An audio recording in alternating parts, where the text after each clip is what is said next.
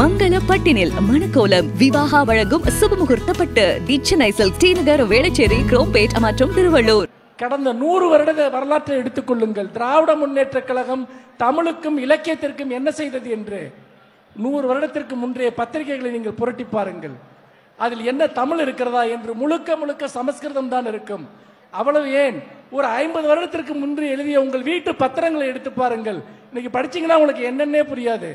வெறும் சமஸ்கிருதம் கலந்த ஒரு தமிழ் தான் இங்கு இருந்தது, மணிப்பிரவாளம் தான் இங்கு இருந்தது. அதை மாற்றியது திராவிட முன்னேற்ற கழகம். தெரு தெருவாக மேடை போட்டு நல்ல தமிழை பேசினார்கள். ஊர் ஊராக நல்ல தமிழில் பத்திரிகை நடத்தினார்கள். அதோடு மட்டுமல்ல, திரைப்படங்களில் கலைஞர் எழுதிய வசனங்கள், அதாவது ஒட்டுமொத்தமாக இதுதான் தமிழ் என்பதையும் தமிழை இப்படித்தான் பேச வேண்டும் என்பதையும் ஒரு மக்கள் இயக்கமாக கொண்டு சென்ற இயக்கம் திராவிட முன்னேற்ற கழகம். இன்றைக்கு நாம் பேசுகிற பத்திரிகை தமிழ், இன்றைக்கு நாம் பேசுகிற ஊடக தமிழ், இன்றைக்கு நாம் பேசுகிற இலக்கிய தமிழ், இது எல்லாமே கடந்த 100 வருடங்களில் திராவிட முன்னேற்ற கழகம் சமஸ்கிருதத்திற்கு எதிராக, மணிப்பிரவாளத்திற்கு எதிராக, மொழிக்கலப்பிற்கு எதிராக நடத்திய மிகப்பெரிய ஒரு போராட்டத்தின் விளைவுதான் இன்றைக்கு நாம் இந்த நல்ல தமிழை பேசிக் கொண்டிருக்கிறோம்.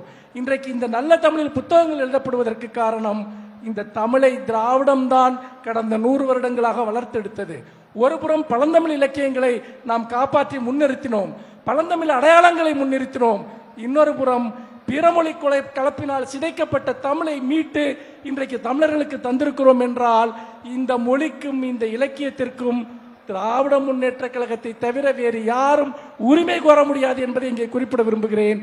நான் சமகால வரலாற்றிலிருந்து சற்று பின்னோக்கி போக நினைக்கிறேன்.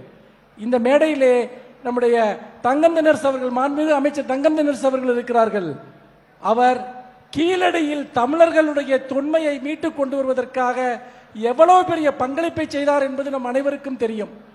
அவர் அப்போது தமிழ் வளர்ச்சித்துறை அமைச்சராக இருந்தபோது, பள்ளிக்கல்வித்துறை அமைச்சராக இருந்தபோது ஒரு மிகப்பெரிய முன்னெடுப்பை செய்து தமிழர்களுடைய மொழியும் பண்பாடும் இலக்கியமும் 3000 வருடங்கள் முந்தியது என்பதை நிலைநிறுத்துவதற்காக அவர் ஆற்றிய பணிகள் என்பது வரலாற்றில் எங்கெங்கும் நிலைத்து நிற்கக்கூடியது.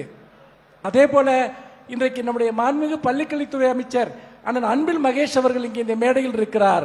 நண்பர்களே, தமிழ்நாடு முழுக்க இலக்கியத்தையும் புத்தக வாசிப்பையும் ஒரு மிகப்பெரிய இயக்கமாக இன்றைக்கு கொண்டு சென்றிருக்கக்கூடியவர் நம்முடைய அமைச்சர் அவர்கள்.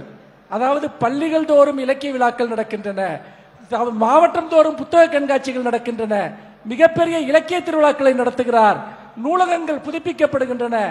தமிழ்நாடு அரசு இன்றைக்கு நம்முடைய மாண்புமிகு முதலமைச்சர் அவர்கள் என்னை சென்னை மாநகர நூலக ஆணைக்குழு தலைவராக நியமித்த போது இந்த அரசினுடைய வழிகாட்டுதலில் இதற்கு முன்பு இந்த துறையில் நடந்திராத பல விஷயங்களை நாங்கள் மேற்கொண்டோம். இதையெல்லாம் ஏன் சொல்கிறேன் என்றால், படிப்பு வாசிப்பு, இப்பொழுது இளைஞரணியின் சார்பாக கூட நீங்கள் எடுத்துக்கொள்ளுங்கள். இளைஞரணியின் சார்பாக தமிழ்நாடு முழுக்க நூலகங்களை அமைக்கிற ஒரு மிகப்பெரிய பணியை நம்முடைய இளைஞர் செயலாளர் அவர்கள் மேற்கொண்டிருக்கிறார்கள். ஒரு அரசியல் கட்சி எதற்காக தொடர்ந்து புத்தகம் படிப்பது, அண்ணா நூற்றாண்டு நூலகத்தை உருவாக்குவது அல்லது கலைஞர் நூலகத்தை உருவாக்குவது, இப்படியாக புத்தகம் படிப்பு என்பதை இடையறாமல் ஒரு அரசியல் பணியை போல ஏன் செய்து கொண்டிருக்கிறது என்று சொன்னால், நாம் கல்வியால் தான் தலை நிமிர்ந்தோம். செய்திகளை உடனுக்குடனும் துல்லியமாகவும் தெரிந்து கொள்ள சப்ஸ்கிரைப் பண்ணுங்க.